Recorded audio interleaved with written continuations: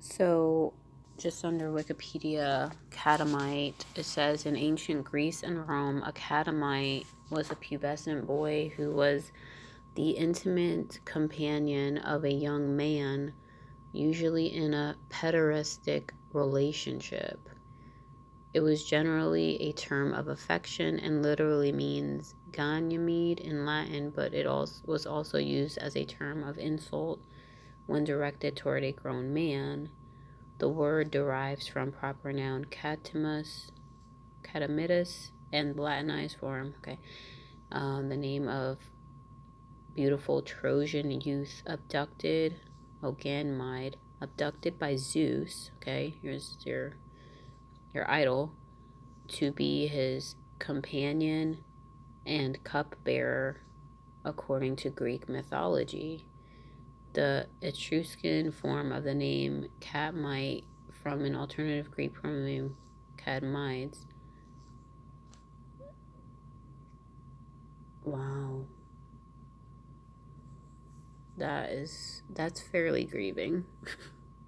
That's a young boy. That's awful. The Warren Cup. I mean, and this is what we stand against today, right? We want to save children from sex trafficking, from being sodomized, from being used as this, which comes from idol worship. The Warren Cup, now in the British Museum, depicts sexual intimacy between young man or a pederast, in the broadest sense, and his catamite.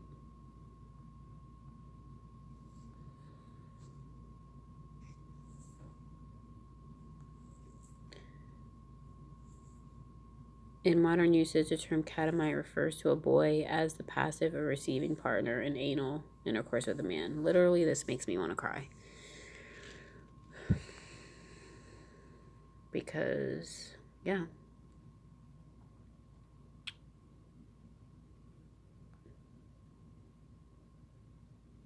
Yeah. Pederasty. There you go.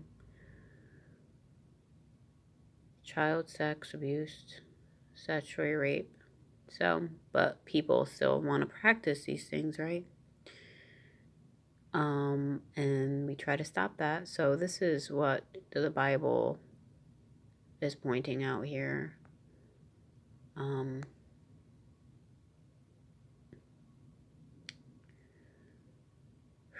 Okay. I thought this was interesting.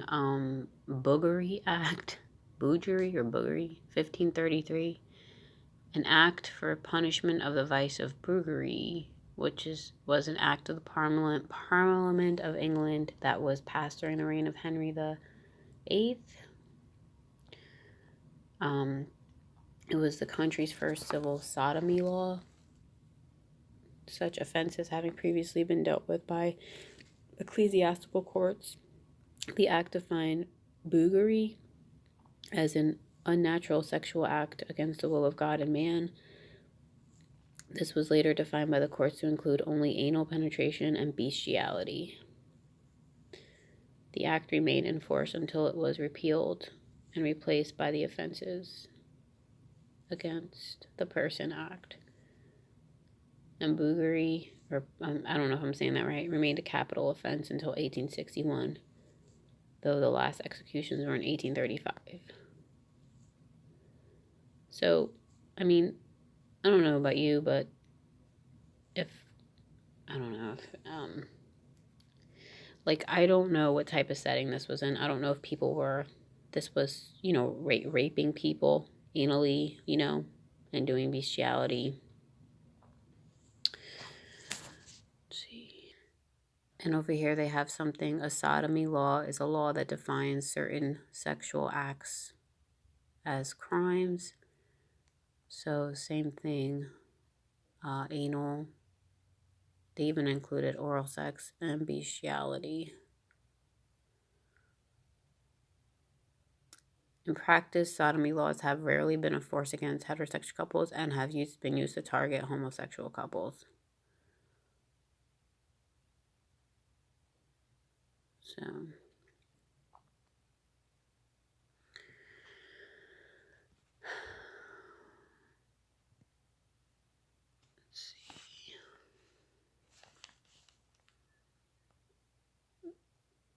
Bestiality, I guess they also call it zoophilia or paraphilia, involving a sexual fixation on non-human animals. Well, we're not animals, first of all. We're man, woman, we're not animals.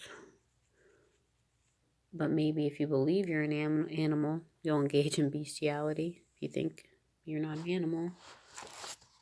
Because it says here in 1 Corinthians 7, your bodies are spiritual structures. The spirit that dwells in you is of God, and your bodies are correspondingly spiritual as temples rather than animal organisms. So yeah, you're spiritual. Your body is spiritual. Bestiality is cross-species sexual activity between humans and non-human animals. Again, we're not animals. The terms are often used interchangeably, but some researchers make a distinction between the attraction and the act. What's this? A Roman oil lamp depicting zoophilic act. I can't even hardly see anything. But see, a lot of these things come from idolatry. So I think this is what Paul, along the lines of what Paul was addressing. You know, idolatry leads to all these acts that, are not, they are not helpful.